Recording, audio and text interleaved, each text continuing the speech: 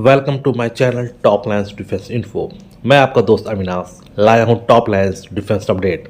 तो चलिए शुरू करते हैं। फाइनली जनरल इलेक्ट्रिक द्वारा तेजस फाइटर जेट के इंजन की सप्लाई ना करने कारण लगातार डिले होते जा रहे तेजस प्रोग्राम को बड़ा झटका लगा है। इंडियन एयरफोर्स करंटली 2 स्क्वाड्रन तेजस मार्क 1 की अभी ऑपरेट कर रही है।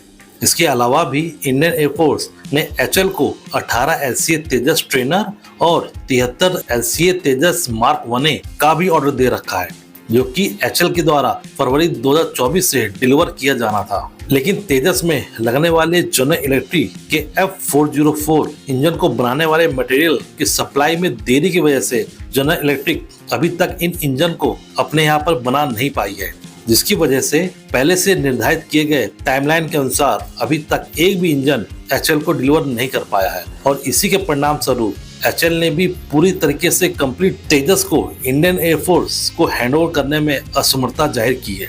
हालांकि जनरल इलेक्ट्रिक द्वारा अगले महीने 2 F404 इंजन की सप्लाई का वादा किया गया है और एचएल भी तेजस के फ्रेम को बना के स्टोर कर रहा है कि जैसे ही इंजन आने शुरू हो जाएंगे वैसे केवल इंजन का इंटीग्रेशन तेजस में करा के इंडियन एयरफोर्स को जल्द से जल्द प्रोवाइड करा सकेंगे।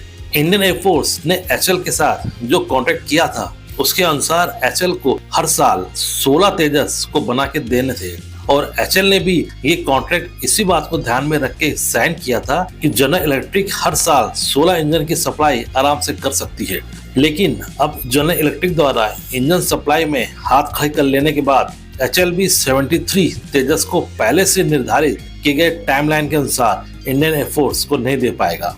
जनरल इलेक्ट्रिक द्वारा इस फाइनेंशियल ईयर के लास्ट तक केवल 8 इंजन ही सप्लाई का वादा किया गया है, जिसका सीधा मतलब मार्च 2025 तक 8 तेजस जेट ही इंडियन एयरफोर्स को मिल पाएंगे। इंटरनल न्यूज के अनुसार जनरल इलेक्ट्रिक अपने F404 इंजन की स्मूथ सप्लाई 2026 से ही कर पाएगा और इस न्यूज के आने के बाद इंडिया का तेजस प्रोग्राम और डिले होना तय है। पहले जहां इंडियन एयरफोर्स ये मान के बैठी थी कि 73 तेजस मार्क 1 उसे 2028 या 2029 तक मिल जाएंगे और इसको ध्यान में रखते हुए इंडियन एयरफोर्स ने 73 तेजस मार्क 1 के अलावा 97 और तेजस मार्क 1 के लिए गवर्नमेंट की मंजूरी के लिए भेजा था, जिसका अप्रूवल भी मिल चुका है और प्लान के अनुसार ये जेट 2028 से प्रोडक्शन में जाने थे। किंतु इंजन सप्लाई की प्रॉब्लम के चलते इंडियन एयरफोर्स ने इन 97 तेजस जेट की डील को होल्ड में डाल दिया है। ये एक बड़ा झटका है इंडियन एयरफोर्स को, एचएल को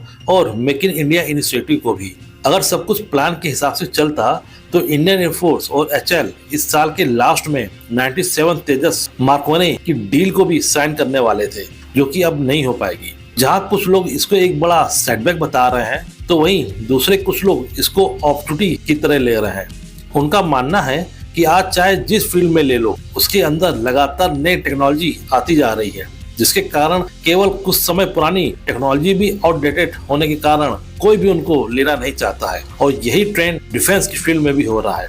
एग्जाम्पल के तौर पे मैं आपको रिसेंटली परचेज किए गए राफेल फाइटर जेट का केस बताता हूँ। इंडियन एयरफोर्स ने जब 2016 में फ्रांस के साथ 36 राफेल जेट की डील साइन की थी, तब राफेल F3 स्टैंडर्ड के आ रहे थे और इसी स्टैंडर्ड के राफेल जेट इंडिया द्वारा खरीदे गए थे। तो वहीं जब इन साइन किए गए राफेल जेट इंडियन एयरफोर्स को डिलीवर होने शुरू हुए, तब फ्रेंच गवर्नमेंट ने राफेल के एडवांस वर्जन F4 को प्रोड्यूस करना शुरू किया था। F4 स्टैंडर्ड के राफेल की खूबियां F3 स्टैंडर्ड वाले राफेल से कहीं ज्यादा है, जिसमें मुख्य रूप से एडवांस एसआर रडार, नए टारगेट पैड, नए वेपन्स और नए कम्युनिकेशन सिस्टम का होना बताया गया है। और यही कारण था कि मोदी गवर्नमेंट ने केवल 36 की संख्या में ही F3 स्टैंडर्ड वाले राफेल का सौदा किया था, क्योंकि ये एक वेल नोन फैक्ट है कि जब तक सारे 36 Rafale fighter jet Indian air force को डिलीवर होते तब तक नए और एडवांस वर्जन का आना तय था।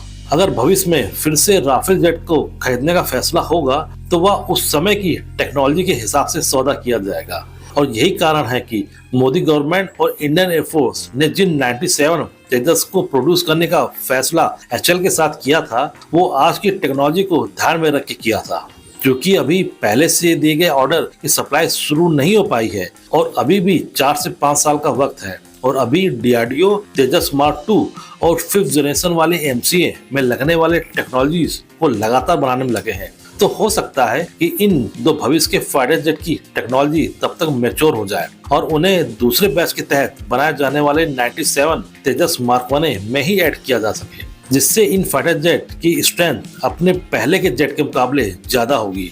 वहीं कुछ दूसरे ओपिनियन के अनुसार इंडियन एयरफोर्स को तेजस मार्क 1 की बजाय तेजस मार्क 2 का बड़ा ऑर्डर देना चाहिए। तेजस मार्क 2 तेजस मार्क 1 की अपेक्षा ज्यादा वेपन्स कैरी कर सकता है और इसकी रेंज भी तेजस मार्क 1 के मुकाबले ज्यादा ही होगी। और ये एक दूसरा रीजन हो सकता है तेजस मार्क 1 को होल्ड करने का, कि शायद इंडियन एयरफोर्स तब तक कुछ अलग करने का प्लान बना रही हो।